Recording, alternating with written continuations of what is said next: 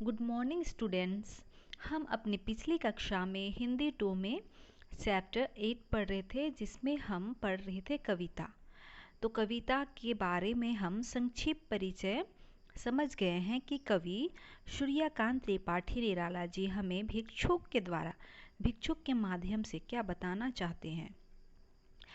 जब कवि रास्ते से गुजर रहे थे, उस समय कोई भिक्षुक को देखे, उनकी दयनीय दशा बहुत खराब थी। यानी कि उनकी दशा को देखकर कवि को बहुत दर्द हुआ, बहुत दुख हुआ। उसी दुख और कष्ट को प्रस्तुत कविता भिक्षुक में बयां करके हमें बताई है कि भिक्षुक की जो दशा होती है किस प्रकार की होती है। वैसे तो हमें भी पता है कि हम भिक्षुक को जब देखते हैं तो उनकी दशा कैसी होती है। हमें भी उन पर दया आती है कि वे लोगों से किस तरह भीख मांगते हैं, अपनी जो कष्ट होती है उसको बताते हैं और रोने लगते हैं। तो हम भी भिक्षुक को देखे हैं, तो हम भिक्षुक के बारे में हमें पता है। तो हमने इससे पहले पिछली कक्षा में संक्षिप्त परिचय जाना है भिक्षुक के बारे में कि कवि क्या बताना चाहते हैं। तो आज हम कविता के माध्यम से कविता पढ़ेंगे और कविता में जो अर्थ है, क्या बताना चाहे हैं, क्या कवि ने क्या लिखा है, हमने उसके माध्यम से आज हम अर्थ समझेंगे कि कवि प्रस्तुत कविता भिक्षुक के माध्यम से हमें क्या समझाना चाहते हैं, भिक्षुक के बारे में क्या बताना चाहते हैं। तो चलिए अब हम कविता की शुरुआत करते हैं और प्रस्तुत पद के माध्यम से कविता को समझते हैं। भिक्षुक। वह आता, दो टूक कलेजे के करता, पछताता पथ पर आता। पेट पीठ दोनों मिलकर है एक, चल रहा लकुटिया टेक। मुट्ठी भर दाने को, भूख मिटाने को, मुंह फटी पुरानी झोली को फैलाता। तो कवि त्रिपाठी निराला जी, सूर्यकांत त्रिपाठी निराला जी उन भिक्षुकों के बारे दर्द भरी कहानी हमें बताना चाहते हैं। दर्द भरी यह कविता है। भिक्षुक के बारे में यही कहते हैं कि वह आता, दो टूक कलेजे के करता, पछताता पथ पर आता। यानी कि जब भिक्षुक आते हैं तो वे अपने आप में पछताते हुए आते हैं, बस इतने के लिए कि दो टुक कलेजे के करता, यानी कि उन्हें थोड़ा सा अन्न मिल जाए, और अपने हृदय से पछताते आते हैं। यानी कि हमेशा अपने आप को पछताते हुए दुखी स्वर में आवाज़ करते हैं और कहते आते हैं और पछताते रहते हैं। और देखने में ऐसा लगता है कि पेट पीठ दोनों मिलकर है एक। जब हम उन भिखारियों को देखते हैं तो उनके पेट घुस जाते हैं अंदर और चिपक जाते हैं पीठ से। लगता है कि पेट और पीठ दोनों मिलकर एक हो गए हैं, क्योंकि वे दिन भर की भोजन नहीं करे रहते हैं और उन्हें बहुत भूख लगी रहती है और वे पछताते हैं और लोगों से घिड़घिड़ा कर भीख मांगते हैं। और चल रहा लकुटिया टेक, और जब वे चलते हैं तो अपने पास एक लाठी होती है, उस डंडे को पकड़कर वे उस डंडे के सहारे आगे बढ़ते हैं और चल भी नहीं पाते हैं, उन्हें बहुत ज़्यादा भूख लगी रहती है। बस इसीलिए वे रास्ते रास्ते घूमते हैं और लोगों से भीख मांगते हैं, बस मुट्ठी भर दाने को, भूख मिटाने को। बस मुट्ठी भर, थोड़ा सा ही उन्हें दाना मिल जाए जिससे कि वे अपना भूख मिटा सके और अपना पेट भर सके। यही सोचकर उस लाठी को पकड़कर वे रास्ते में निकलते हैं और पछताते हैं।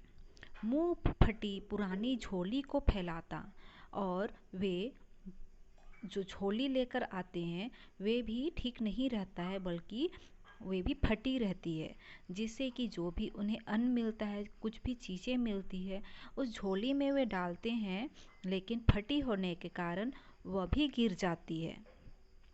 तो कवि ने प्रस्तुत कविता में भिखारी का बड़ा ही मार्मिक पर यथार्थ चित्र खींचा है।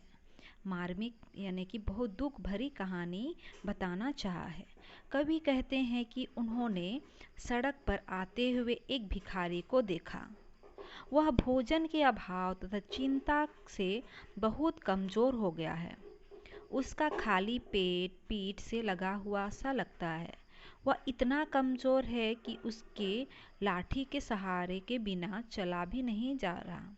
वह उसे टेकता चला रहा है और शायद उस लाठी की आवाज़ से ही उसी दयावान का ध्यान उसकी दुर्दशा की ओर खींचा जाता है और वह मुट्ठी भर अन्न के दाने उसकी फटी पुरानी झोली में डाल दे।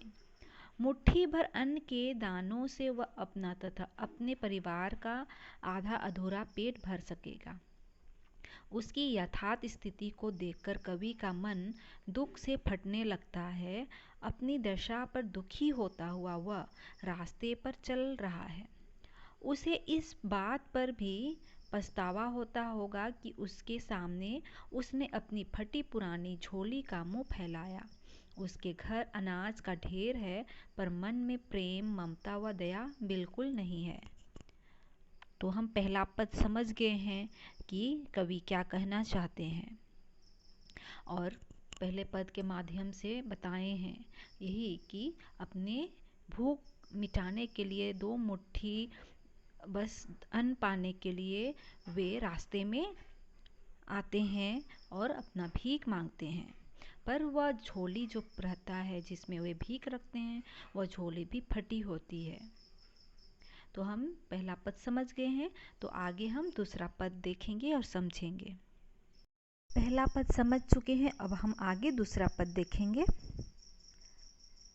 2 टूक कलेजे के करता पछताता पथ पर आता, साथ 2 बच्चे भी है सदा हाथ फैलाए, बाएं से वे मलते हुए पेट को चलते और दाहिना दया दृष्टि पाने की ओर बढ़ाए। तो दूसरे पद में यही कह रहा है कि जो भिखारी है वो अकेले नहीं है, बल्कि खुद तो लाचार है, बेबस है, भूखा है और लाठी पकड़ के आगे, लाठी के सहारे आगे बढ़ रहा है। भूख के मारे वे आगे चल भी नहीं सक रहा है, लेकिन खुद भूखा रहकर भी हम देख रहे हैं कि उस भिखारी के पास 2 बच्चे भी हैं साथ में, जो दोनों बच्चे भी बहुत भूखे हैं और भूख के मारे वे अपना हाथ फैला रहे हैं। साथ 2 बच्चे भी है सदा हाथ फैलाए, यानी कि वे दोनों बच्चे भी हाथ फैला के भीख मांग रहे हैं। बाएं से वे मलते हैं पेट को चलते, और बाएं हाथ से वे अपने पेट को मल के चल रहे हैं, बल्कि यही बता रहे हैं कि वे भूखे हैं। और दाहिना हाथ से दृष्टि पाने की ओर बढ़ाए, और दाहिना हाथ को वे आगे बढ़ा रहे हैं और लोगों से भीख मांग रहे हैं, और बाएं हाथ को अपने पेट से मल रहे हैं। मतलब कि यही बताते हुए आगे चल रहे हैं, भीख मांग रहे हैं कि हम भूखे हैं, कि हमें कुछ दे दो। तो हम अक्सर ऐसे ही देखते हैं कि जो बच्चे होते हैं, जो भिखारी होते हैं, वे किस तरह अपने पेट को मलते हैं और हमसे भीख मांगते हैं, और कुछ दाने, कुछ अन्न मिल जाए उसके गुहार लगाते हैं। तो 2 टूक कलेजे के करता पछताता पथ पर आता है। मतलब कि वे कुछ पाने की लालसा में वे पछताते हैं और लोगों के सामने गिड़गिड़ाते हैं और भीख मांगते हैं कि उन्हें 2 टुक कुछ भी मिल जाए, थोड़े से कुछ अन्न भी मिल जाए, जिससे कि उनके पेट भर जाए, उनके पेट भरा हो। तो कवि दूसरे पद के माध्यम से यही कहना चाहते हैं कि भिक्षुक के साथ उसके 2 बच्चे भी हैं और उनका दाहिना हाथ हमेशा फैला ही रहता है कि शायद कोई दयावान व्यक्ति उन पर तरस खाकर कुछ उन्हें दे दे। वे बच्चे उल्टे हाथ से अपना पेट मलते हुए चलते हैं। इसके 2 कारण हैं। एक और वे अपनी भूख को दबाने की कोशिश कर रहे हैं, दूसरी ओर वे इशारे से अपनी भूख को प्रदर्शित कर रहे हैं, यह सोचकर कि उनका यह संकेत शायद किसी के मन में दया का भाव जागृत कर दे और उन्हें कुछ मिल जाए। भूखे रहकर उनके ओंठ जब सूख जाते हैं, उन पर पापड़ी जम जाती है, वे अपने भाग्य निर्माता से भूख, तृष्णा, अपमान, पथराई आंखें, सूखा शरीर तथा समाज की उपेक्षा के अतिरिक्त क्या पाते हैं? अतः वे अपमान और दुख के आंखें, सुख, शरीर तथा समाज की उपेक्षा के अतिरिक्त कुछ नहीं पाते। अतः वे अपमान और दुख के आंसुओं का घोट पीकर रह जाते हैं। अपने दुख को वे अंदर ही अंदर दबा लेते हैं। उनकी स्थिति में सच्चाई है। यही कारण है कि उनकी दीनहीन दशा से कवि का हृदय दुख से भर जाता है। यानी कि जब इस प्रकार उन भिखारियों को रास्तों में देखते हैं भटकते हुए, भीख मांगते हुए, तो कवि का हृदय सिहर उठता है, दर्द से कांप जाता है। इसीलिए यह भिक्षु की दुख भरी कहानी, दुख भरी कविता का वर्णन करके हमारे समक्ष लाए हैं। तो हम दूसरे पद भी समझ गए हैं कि कवि हमें क्या बताना चाहते हैं इन भिक्षुक के बारे में। तो हम आगे देखेंगे तीसरा पंक्ति और समझेंगे कि कवि तीसरे पंक्ति के माध्यम से हमें क्या बताना चाहते हैं। भूख से सुख ओंठ जब जाते, दाता भाग्य विधाता से क्या पाते। घूंट आंसुओं के पीकर रह जाते, चाट रहे जूठी पत्तल वे सभी सड़क पर खड़े हुए, और झपट लेने को उनसे कुत्ते भी है अड़े हुए। तो यहाँ कवि जो दशा देखी थी भिखारियों की, उस दशा का वर्णन करके बताते हैं और कहते हैं कि भूख से सुख ओट जब जाते, जो भिखारी है वे अपने पेट को एक हाथ से पकड़ते हैं और मलते हैं, और एक हाथ से भीख मांगते हैं, और कई दिनों से शायद वे खाए पिए नहीं रहते हैं, जिसके कारण भूख के कारण उनके ओंठ सूख जाते हैं। फिर वे भगवान का नाम करके वे भीख मांगते हैं, पर दाता भाग्य विधाता से क्या पाते हैं? उन्हें कुछ नहीं मिलता है, बल्कि एक मुट्ठी दाना ही मिलता है।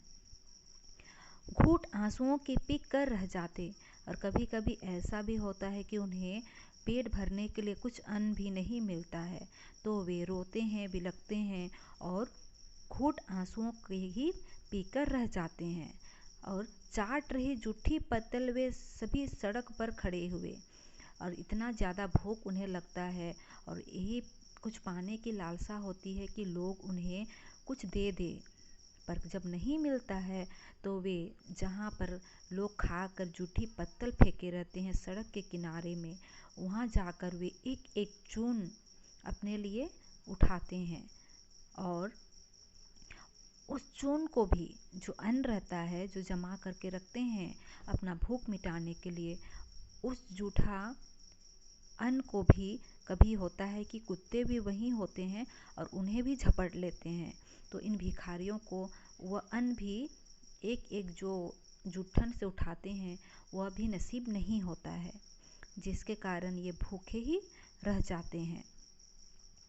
तो कवि भिक्षु की दयनीय दशा का वर्णन प्रगतिवादी शैली में करते हुए कहते हैं, भूख मनुष्य से कुछ भी करा सकती है। यानी कि ज़्यादा हमें भूख लगती है तो भूख के कारण लोग कुछ भी कर सकते हैं। भूख की असहनीय दशा में भिक्षुक तथा उसके बच्चे सड़क पर पड़ी जूठी पत्तलें ही चाटते लगते हैं। उन पत्तों से भूख नहीं मिट सकती, पर थोड़ी हिम्मत जरूर मिलती है। उन पत्तलों को भी झपट कर छीन कर ले जाने के लिए कुत्ते भी वहीं डटे रहते हैं। मौका पाते ही वे उन जूठी पत्तलों को छीनकर भाग जाना पसंद करते हैं। इस तरह उनकी दशा पशु से भी बुरी है। कुत्तों में शारीरिक शक्ति अधिक होती है, पर भिक्षुक का शरीर अत्यंत कमजोर होता है। कवि अपनी सांत्वना से उन्हें सराबोर कर देना चाहते हैं। उनके हृदय में भिक्षुक के लिए प्रेम का भाव है। उस प्रेम के बल पर वह उसे अमरत्व देंगे। उनकी दशा भी अभिमन्यु के समान हो सकेगी।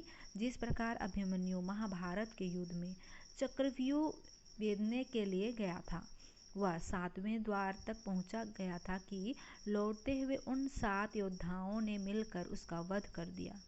वह हार कर भी अमर हो गया। सबका प्रेम और सहानुभूति उसे मिली।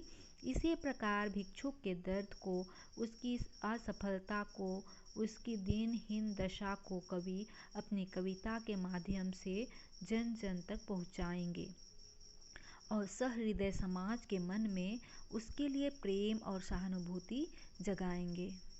तो इस प्रकार हम आज भिक्षुक कविता जो सूर्यकांत त्रिपाठी निराला द्वारा लिखी गई है, हम समझ चुके हैं कि कवि भिक्षुक के माध्यम से हमें उनकी दुख भरी कहानी, उन दुख भरी कविता लिखकर हमें क्या बताना चाहते हैं। तो हम भिक्षुक को देखे हैं कि भिक्षुक किस प्रकार गली गली मोहल्ला में और लोगों के सामने भूखे रहते हैं और गिड़गिड़ाते हैं, भीख मांगते हैं कि उन्हें एक मुट्ठी बस अन्न मिल जाए और पेट भर जाए।